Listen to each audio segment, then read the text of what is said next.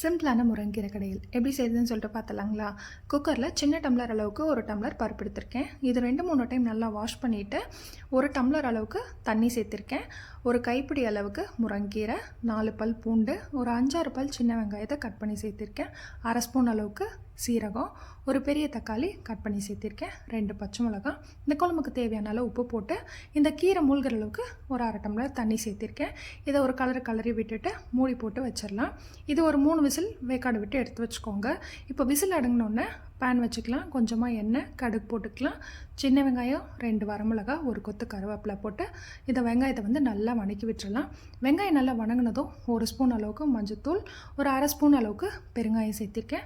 இதையும் நல்லா வணக்கி விட்டு இப்போ நம்ம அந்த வேக வச்ச பருப்பை மறுபடியும் அடுப்பில் எடுத்து வச்சுக்கோங்க. இப்போ நம்ம வணக்கினதை இது கூட சேர்த்திக்கலாம். சேர்த்திட்டு நல்லா கலந்து விடுங்க. இது ஒரு கொதி வரணும். அப்போ தான் அந்த வெங்காயம் இதெல்லாமே நல்லா கலந்து வரும். அதனால் ஒரு கொதி வந்ததுக்கப்புறம் மத்து வச்சு நல்லா மசிச்சு எடுத்துக்கலாம். அந்த திப்பியாக இருக்கக்கூடாது. ஃபுல்லாக நல்லா மசிச்சு எடுத்துக்கோங்க. இந்த மாதிரி அவ்வளோதாங்க. சிம்பிள் அண்ட் ஈஸியான பருப்பு முருங்கீரை கடையல் ரெடி. இதை சூடான சாப்பாட்டுக்கு ஊற்றி நெய் ஊற்றி சாப்பிட்டு பாருங்கள். சூப்பராக இருக்கும்.